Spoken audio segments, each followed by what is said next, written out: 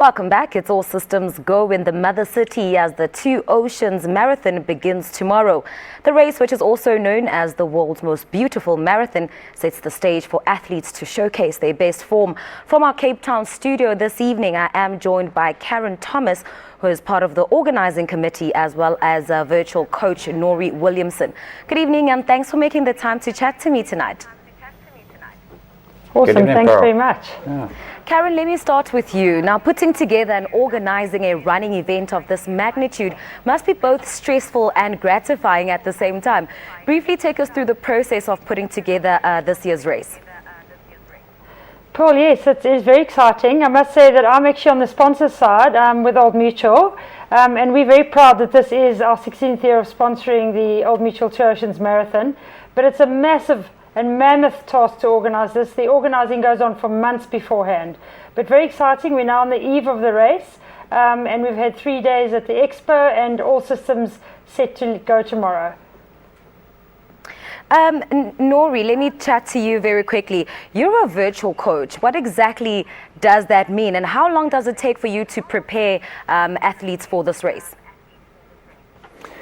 Well, the virtual coach is an online. It's using the social media and the websites, and on that you can get any coaching program, particularly for Two Oceans, but also for other events. And you download them, and you can train to your specific event. Obviously, for Two Oceans, we started back in October, and we run all the way through to tonight, and tomorrow we give them advice on how to run the race. So many of the runners have picked up pacing straps to take them through tomorrow, so they know where to be at what time along the route. Now, Coach, does it happen that some runners maybe attempt to run the marathon underprepared, and maybe some even tactically naive? Which parts of the route will really test the runners in their fitness and mental strength? Great question, Pearl. Yeah, the biggest mistake runners make is they will train hard, but then they come to the day and they get carried away, and in fact the runners go off far too fast. So the best advice we can give them is start slow, and particularly people using the likes of the new Banting diet or the Tim Noakes low carb, high fat diet. What we find is that if a runner starts slow, they actually get stronger as they go along. They need to understand that they have two energy systems. The first is they're like a hybrid car. You've got a battery power, which is actually burning fat, and then you've got your diesel and petrol power, which is actually burning the carbohydrate. There's a very limited amount of carbohydrate. So if you go off too fast, you're using that energy instead of using the fat. So the idea is to start slow, build into it. Now, we've had a route change, as you may well know, and that means that we actually have to start even slower. You're about a minute to 2 minutes slower to a half distance at 28 k's, which is the top of Little Okapsabaka, and then you go over that and you come through the marathon mark, which will be about 3 to 4 minutes slower than previous years over the Chappies route, and then you'll pick up pace, not so much that you're picking up speed, but the climb up Southern Cross Drive is actually shorter, so it doesn't take as much out of you. And that's the key thing for everyone to focus on tonight. Take it slow at the beginning, get stronger towards the end. Karen, quickly back to you. There are some logistical changes to this year's running route. How tough a decision was it letting go of, Chappies or Chapman's Peak route, so that so many runners and even the locals are so attached to, and what impact has that had in the planning process? So, Paul, yes, it's quite a decision. It was obviously very hard for the organisers to make the decision. And clearly not one they really wanted to make. But with the recent fires in Cape Town, there was always a chance that the route would change. The decision was taken last week, and it's now going up Okapsabaka. I think people are fine with it. People really understand and accept. And if anything, maybe they're just a little bit disappointed. But from our side at Old Mutual, we're actually quite excited about it. It just gives another opportunity to try something else. And I don't know whether you know, but we've put R1 million up for either the male or the female that breaks the record. So there's always another opportunity maybe to try this route to see if the record can be broken. So the first male or first female that breaks a record, there's R1 million for each of them that's up for grabs. Now, Karen, that 1 million rand bonus is a huge driving factor for the professional runners to give their all. Do we see a record being broken tomorrow? Well, I think it's going to be pretty tough. As Coach Norrie says, there's quite a long uphill with Oka and hopefully there's a little bit of protection from the wind. But as you come down the other side, I think the wind will be in your back, which will be good. It'll kind of be pushing the runners along. There's always a chance. The record's been standing for a very long time, since the late Thompson Magawana and Frith van der Merwe hold the record.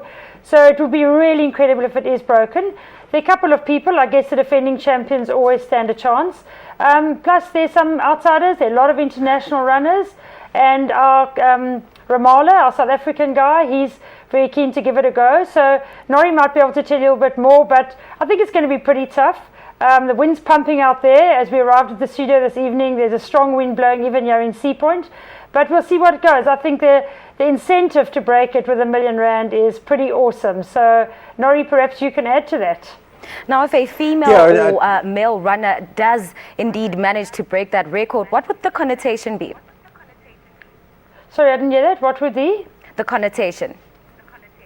Well, if they break it, it'll be absolutely incredible. I mean, as I say, the record's been standing since 1988 and 1989, so it will be massive. And as Old Mutual, we would absolutely love to give out that prize for the record.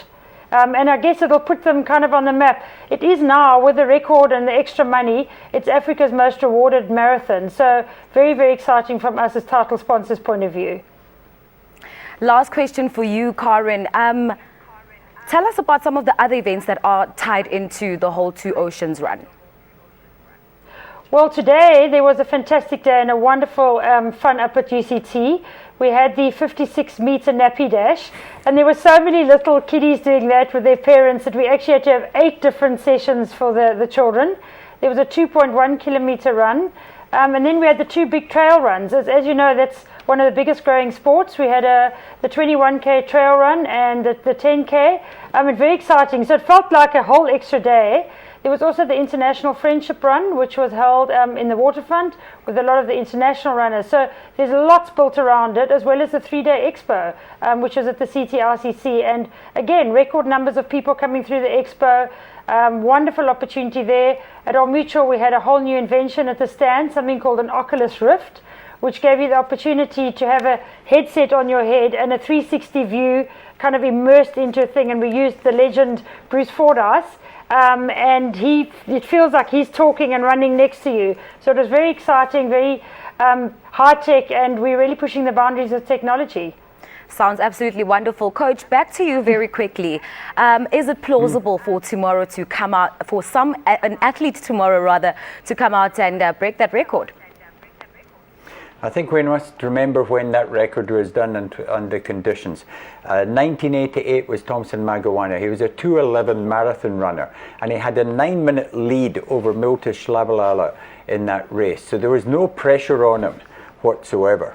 So for a male to break that record, they're going to have to be a 2:08 or better marathon runner. Now there are a couple of people in there. Hendrik Ramala, of course, is a 2:06 from London. He's our South African hope. And then there's a couple of Ethiopians who have 2:07s. Can they do it? Well, Hendrik is the best hope in the whole field, and the reason for that is he ran his first ultra last year. He came second. So he's got the credentials, he's got the background. Problems. The problem is that he's in a race. Thompson Magawana was so far out ahead that there was no pressure on him. For Hendrik to do it, he has to focus on going through certain points at certain times to achieve that record. Chances are that's not going to happen. He's going to be distracted by the other things that are going on there and the opportunity of a win. So, yeah, and obviously it's harder on this course than it was on the course in 1988. And this course is probably a minute harder than the Chappies course. So, unfortunately, I think the odds are against him, but you know, the right man, right day, right feeling, anything can happen. Women's record is even harder. Frith van der Merwe was a 2:27 marathon runner. We need a 2:25.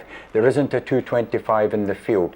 Nina Podnes-Bostnova is the defending champion, and she's one of the fastest in the field. The other one would be Simona Staku, and she of course has got 5 gold medals, always finished in the top 5, won it on her debut, but I think she's probably pushing the age limit on that for a record. And then of course there are the Ethiopians, and again, but they've got to know the course, and this change to Au Cap Sabah probably will take it out of them. So I'm not hopeful of a record. It'd be great if it happened. And you said, what were the connotations? The connotations are huge because Thompson Magawana and Frith van der Merwe both hold the world 50-kilometer record, and it stood since 1988 and 1989. So for anyone to break this record, they will also break the 50-kilometer and the 30-mile records. Thank you very much, Coach Norrie Williamson, as well as Karen, for making the time to chat to us tonight. Remember at home that you can join the Two Oceans Marathon conversation and follow the race as it happens via social media. We're going to take a quick break. We'll be back after this.